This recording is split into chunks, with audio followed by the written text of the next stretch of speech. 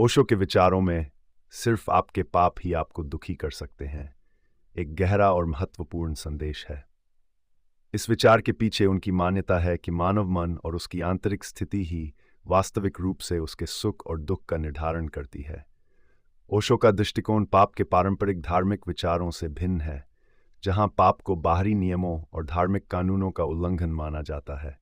उनके अनुसार पाप एक आंतरिक अनुभव है जो हमारे अपने भीतर की चेतना और आत्मा से संबंधित है।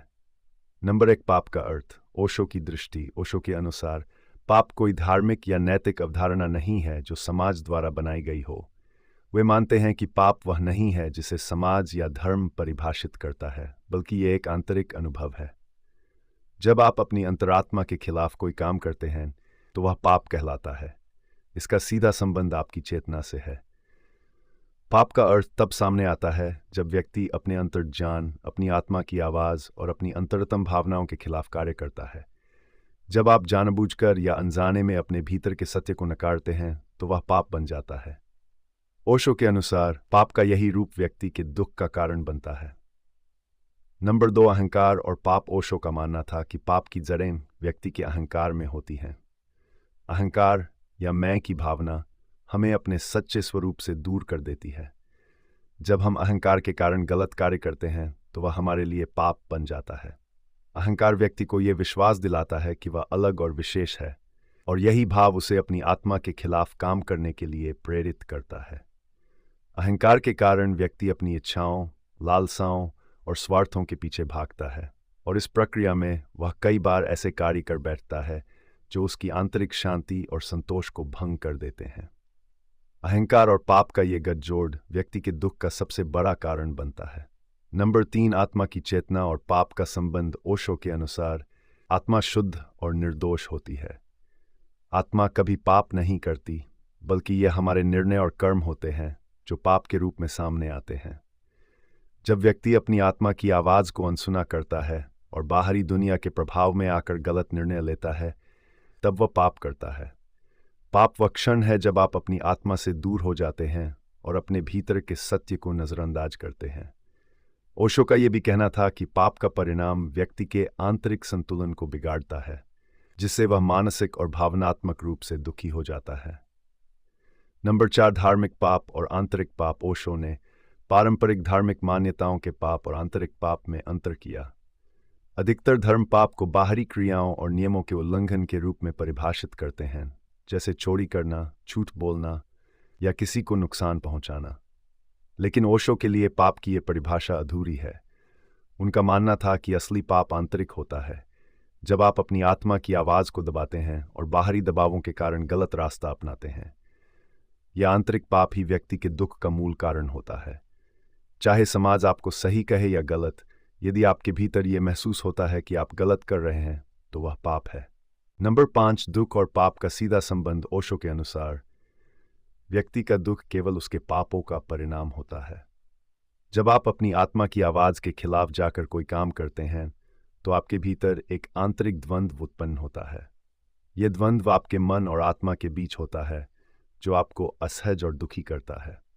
जब व्यक्ति अपने कार्यों में असंगत होता है और अपनी आंतरिक सच्चाई से भटक जाता है, तब उसे दुख का सामना करना पड़ता है। यह दुख तब तक बना रहता है जब तक वह अपने पापों को नहीं पहचानता और उन्हें सुधारने की दिशा में कदम नहीं उठाता। नंबर 6, ध्यान और आत्म साक्षात्कार। पाप से मुक्ति का साधन। ओशो ने ध्यान और आत्म साक्षात्कार को पाप से मुक्ति का सबसे महत्वपूर्ण साधन माना। उनका कहना था कि ध्यान व्यक्ति को अपने भीतर की गहराई में ले जाता है, जहां वह अपनी सच्चाई को पहचान सकता है।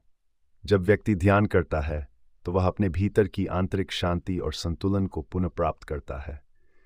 ध्यान के माध्यम से वह अपने जीवन के कार्यों को स्पष्ट रूप से देख सकता है और यह पहचान सकता है कि कौन से कार्य उसे दुख की ओर ले जा रहे हैं। इस जागरूकता के साथ व्यक्ति अपने पापों से मुक्त हो सकता है और सच्ची शांति और संतोष प्राप्त कर सकता है।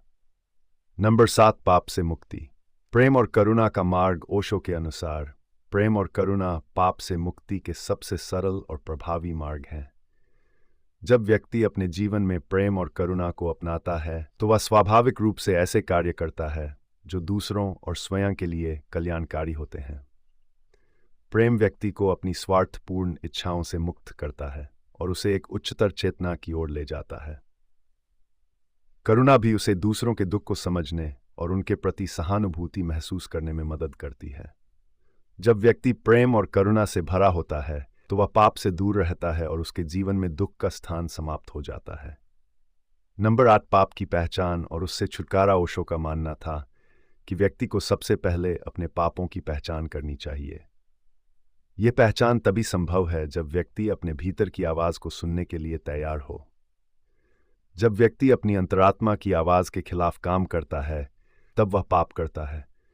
पाप से मुक्ति का मार्ग यह है कि व्यक्ति अपनी गलतियों को स्वीकार करे, उन्हें समझे और उन्हें सुधारने की दिशा में कदम उठाए। ओशो के अनुसार पाप से मुक्ति का एकमात्र तरीका यह है कि व्यक्ति अपनी चेतना को जागृत करे और अपने जीवन में सच्चाई, प्रेम और करुणा को अपनाए। ओशो का यह विचार कि सिर्फ आपके पाप ही आपको दुखी कर सकते हैं, हमें यह सिखाता है कि सुख और दुख हमारे अपने कर्मों और निर्णयों का परिणाम है। पाप कोई बाहरी अवधारणा नहीं है, बल्कि यह हमारे आंतरिक चेतना का उल्लंघन है। जब व्यक्ति अपनी आत्मा की आवाज़ को अनसुना करता है और अहंकार के कारण गलत रास्ता अपनाता है तब वह पाप करता है और उसका परिणाम दुख के रूप में सामने आता है। ओशो हमें ध्यान, आत्म साक्षात्कार, प्रेम और करुणा के माध्यम से पाप से मुक्ति का मार्ग दिखाते हैं। जब हम अपनी आत्मा की आवाज़ सुनते हैं और उसके अनुसार जीवन जीते हैं तब हम पाप से मुक्त होते हैं और सच्ची शांति और आनंद का अनुभव करते हैं।